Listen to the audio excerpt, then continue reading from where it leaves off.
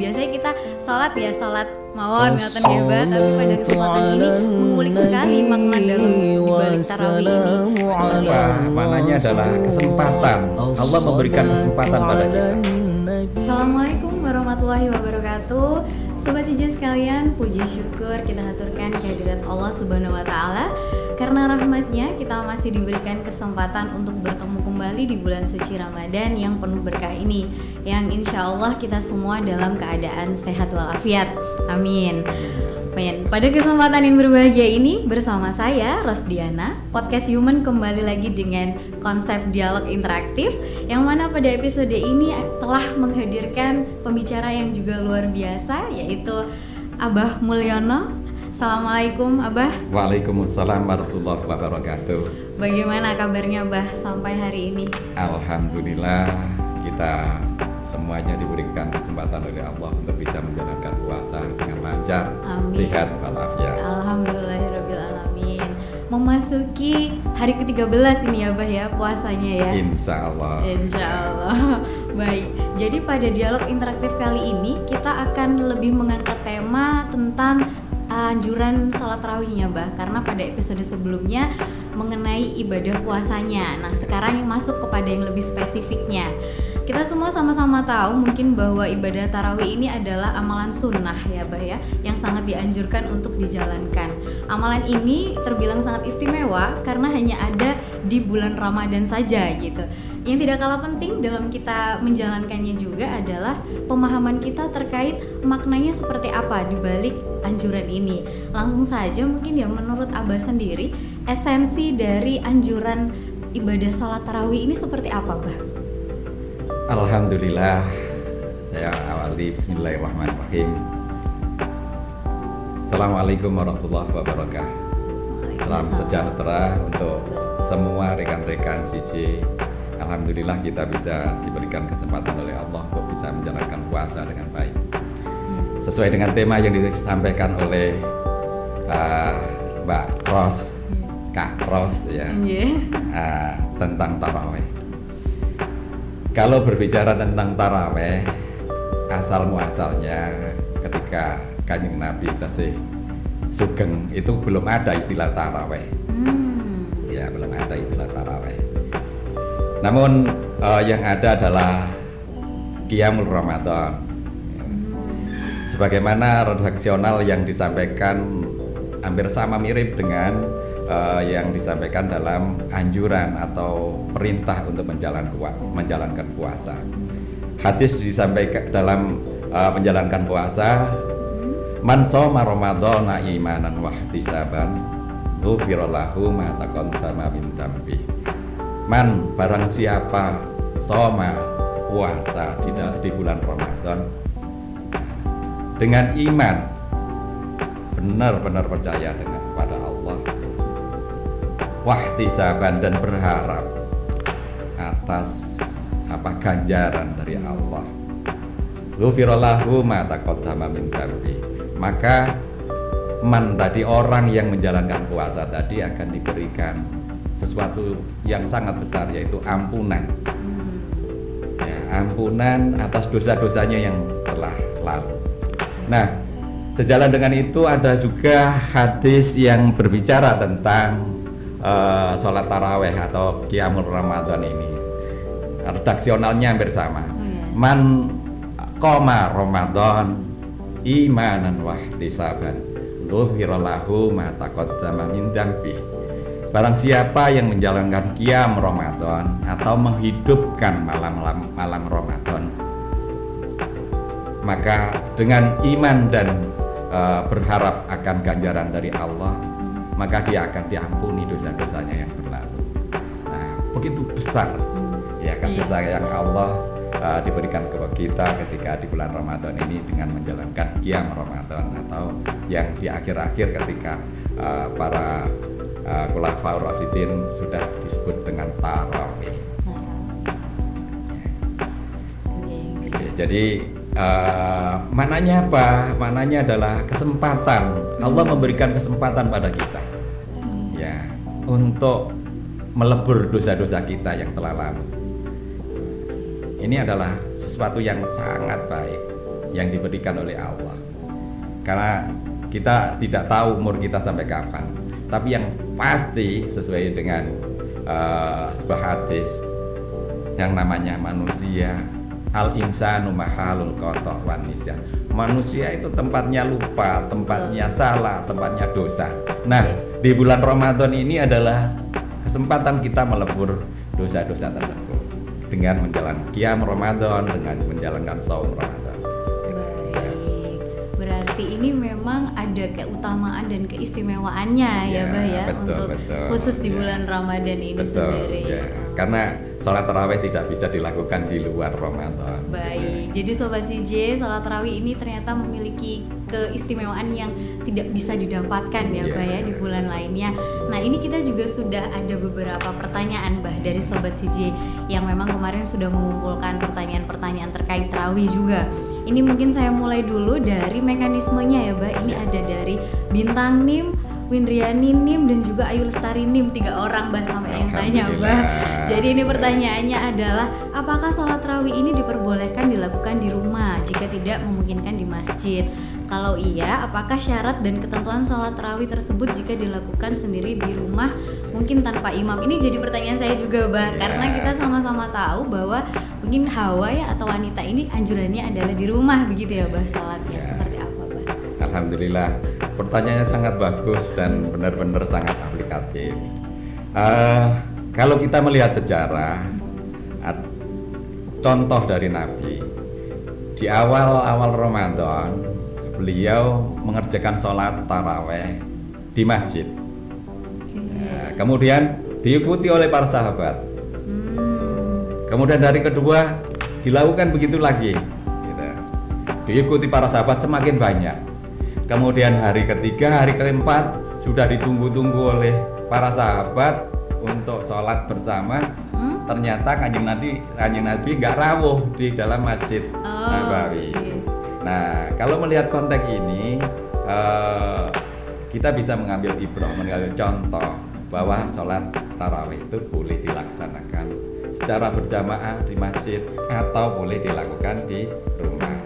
Nah, memang kontekstualnya apa di balik itu kanjeng Nabi tidak rawuh di dalam masjid, itu ada sebuah hadis menjelaskan bahwa kalau kanjeng Nabi selalu datang di masjid untuk menjalankan sholat taraweh bersama dengan para sahabat, ini dikhawatirkan di kemudian hari taraweh ini akan menjadi suatu kewajiban bagi umat muslim dan itu tentu sangat memberatkan. Nah, konteks ini sangat tepat bagi kita yang bekerja bisa menjalankan bersama berjamaah di masjid. Kalaupun ada udzur bisa dijalankan di rumah. Kalaupun terpaksa harus bekerja waktu itu bisa dicicil di control room sholat sebentar kan ya dengan teman. Itu sangat baik. Oh, baik sudah sangat jelas berarti ini diperbolehkan ya Bah ya, mengingat tadi riwayatnya seperti itu ya Bah ya.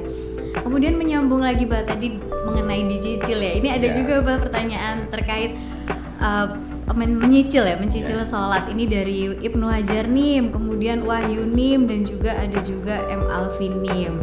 Jadi apakah boleh sholat tarawih ini dicicil, terutama buat kita yang mungkin bekerja ya Bah? Kadang mungkin setelah sholat isya kita 4 rakaat, nanti dilanjut lagi di rumah. Atau ini tadi ada yang tanya konteksnya punya anak, jadi sudah mengajak anaknya tarawih, ternyata anaknya rewel dan harus pulang, kemudian dilanjut di rumah. Seperti apa itu Bah? Alhamdulillah, ini benar-benar aplikatif pertanyaannya. Taraweh itu, kata taraweh itu sendiri berkembangnya ketika sahabat Umar bin Khattab. Ya, ketika kanjeng Nabi dulu masih disebut qiyamul Ramadan. Gitu. Nah, arti dari taraweh sendiri itu istirahat. Artinya kalau pelaksanaannya boleh sambil istirahat. Nah, saya lanjutkan sekalian. Sholat taraweh itu berkembang. Awalnya memang ketika kanjeng Nabi sudah kapundhut, kanjeng Nabi sudah sedo, para sahabat ini mengadakan sholat tarawih sendiri-sendiri di Masjid Nabawi. Gitu.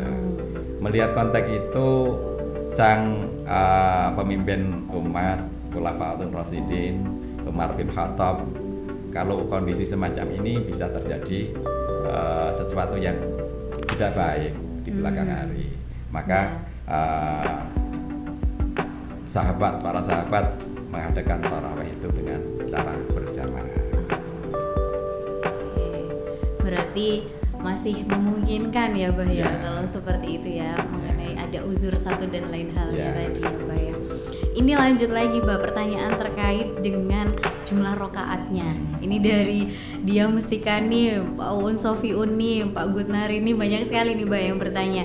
Jadi sebenarnya ini apakah sholat tarawih ini memang harus 11 atau 23 rokaat? Bahkan ada yang bertanya, apakah jumlahnya boleh lebih dari 11 tapi kurang dari 20, jadi 12 sampai 20? Pripun Mbak, monggo. Baik, kalau konteksnya aturan begitu, saya tidak berani mengambil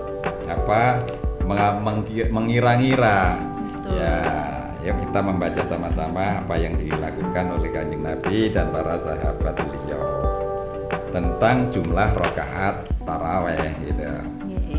Ya,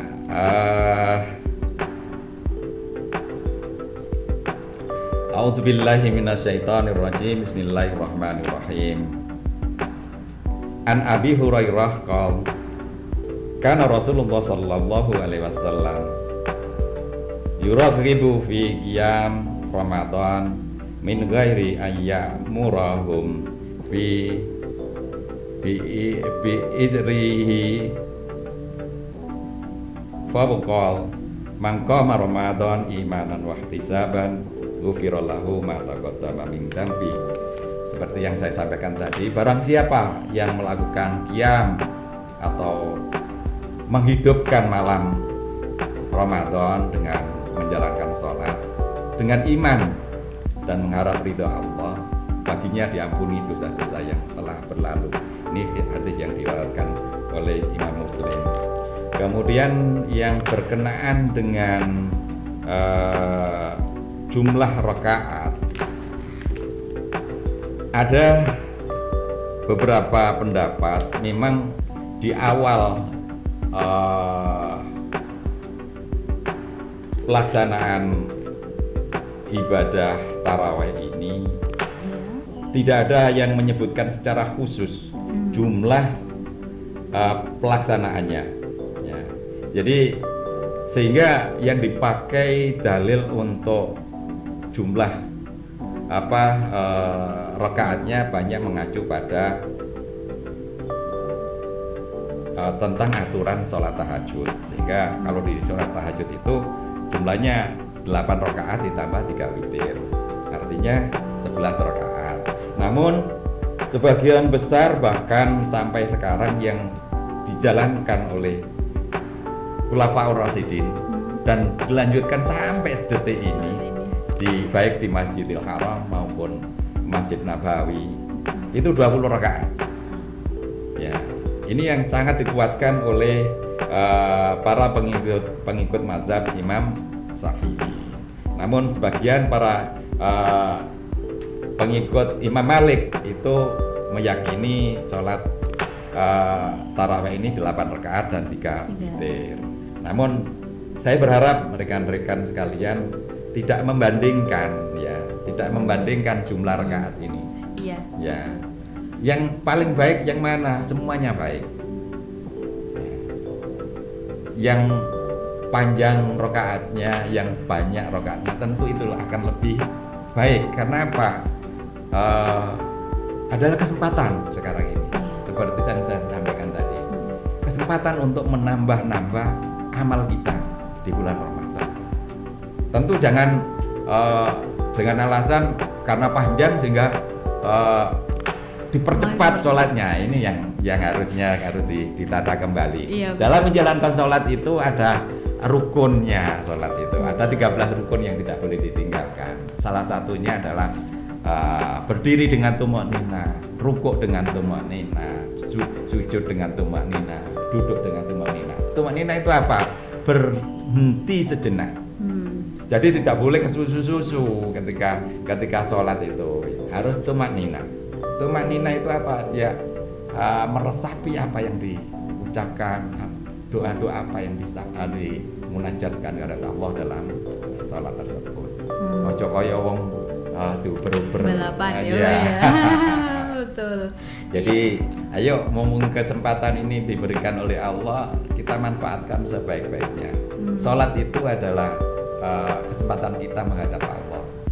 Kalau kita menghadap kekasih kita, tentu kita akan tampilkan yang sebaik-baiknya. Betul. Baik ucapannya, baik adabnya, doa-doanya, harusnya kita tampil yang sebaik-baiknya. Ojo ke susu-susu. Betul. Berarti kuncinya Ya. ini di tumakninah juga ya, Ya, Bah. betul. Tidak memandang jumlah rakaatnya saja, Ya. tapi proses ibadah salat tarawihnya juga ya, Bah ya. Ya, sedikit contoh yang berlaku sekarang di Masjid Nabawi maupun Masjidil Haram. Sampai sekarang ini sejak dimulai sholat berjamaah oleh Sayyidina Umar bin Khattab dulu, itu dilakukan 23 rakaat. 20 rakaat taraweh ditambah 3 rakaat witir. Dan setiap malam itu 1 juz Al-Qur'an gitu. Artinya kan juga sangat panjang. Iya. Gitu. Nah, tentu memang dengan bacaan yang sangat tartil, yang sangat merdu, tempatnya juga sangat nyaman, Iya. sehingga sangat nikmat sekali. Betul, iya. Tetap sesuai rukun-rukunnya tadi ya, Bah ya. Ini ada satu lagi, Bah, dari Alvin Lerianzanim. Ketika sholat tarawih ditutup dengan sholat witir, kemudian kita ingin sholat malam saat sahur, apakah perlu witir lagi atau perlu sholat pembuka lainnya, Bah? Oke, baik. Jadi sebetulnya ada sebuah hadis yang menyampaikan begini. Ij'alu akhira salatikum billaili witran. Jadikanlah sholatmu yang paling akhir di waktu malam berupa sholat witir. Jadi memang harusnya idealnya ya yang terakhir sholatnya adalah witir. Nah kalau sekarang ini kita sudah sholat 20 rakaat kemudian witir, malam hari sebelum sahur kemudian mau tahajud, boleh enggak? Ya boleh saja. Nah, anjuran dalam hadis tadi adalah sifatnya sesuatu yang lebih baik gitu, sesuatu yang lebih baik. Kalau memang bisa lebih baik begitu, ayo kita lakukan. Nah, caranya bagaimana? Ya kalau memang memungkinkan, sholat 20 rakaat, nanti kalau memang mau tahajud, baru diakhiri dengan witir. Itu yang paling ideal. Kalau memang tidak bisa, ya witir di depan nggak apa-apa, nanti tahajud tanpa witir. Artinya witir hanya sekali saja. Baik.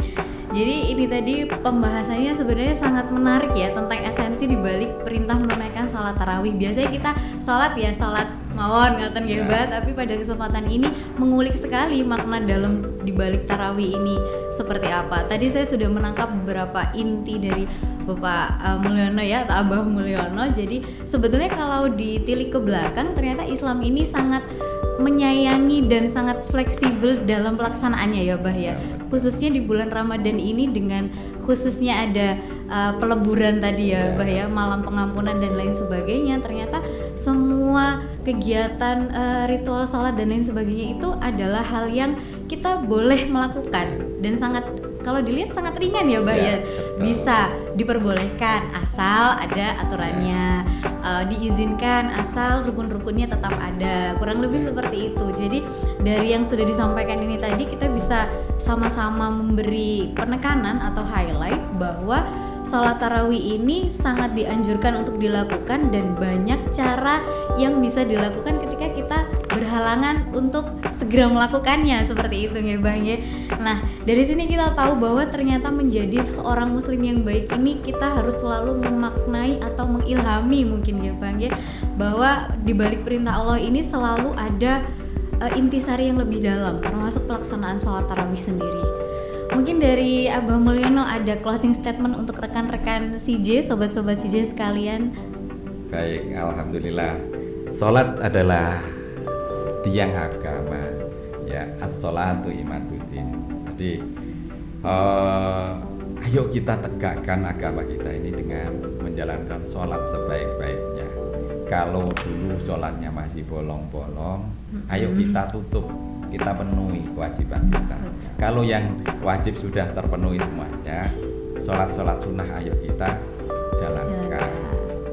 Ada di sebuah hadis disampaikan, nanti kita akan ditanya dalam buku catatan harian kita di hadapan Allah. Yang pertama kali dipertanyakan adalah sholat kita. Nah, jangan sampai ada kekurangan dalam sholat kita. Maka dari itu, ini mumpung kesempatannya sangat-sangat baik di bulan Ramadan ini. Gitu. Di bulan Ramadan ini juga akan diturunkan sebuah malam yang lebih baik dari 1000 bulan. Lah kalau kita dong waktu itu bisa menjalankan sholat 20 rakaat atau lebih, ya tentu ini sebuah hadiah yang diberikan oleh Allah yang tiada terkira. Demikian yang bisa saya sampaikan. Terima kasih. Terima kasih ya Bang Mul. Demikian untuk dialog Ramadan episode kedua ini dalam Human Podcast. Tentunya terima kasih untuk sobat-sobat Cici yang sudah mengajukan pertanyaan. Mohon maaf jika ada yang belum terbacakan atau mungkin ada kesalahan dalam pengucapan ataupun perbuatan. Mungkin saya mau menutup sekilas dengan mengutip perkataan Abu Bakar Asy-Siddiq yang berkata bahwa tanpa tindakan pengetahuan tidak ada gunanya, dan pengetahuan tanpa tindakan itu sia-sia. Saya Rosdiana undur diri, sampai jumpa di dialog interaktif berikutnya. Wassalamualaikum warahmatullahi wabarakatuh. Waalaikumsalam warahmatullahi wabarakatuh. Terima kasih. Sama-sama, ya. Semoga bermanfaat. Amin. Biasanya kita sholat ya, sholat mawon ngoten ya Mbak, tapi pada kesempatan ini mengulik sekali makna dalam dibalik tarawih ini. Seperti apa? Maknanya adalah kesempatan. Allah memberikan kesempatan pada kita.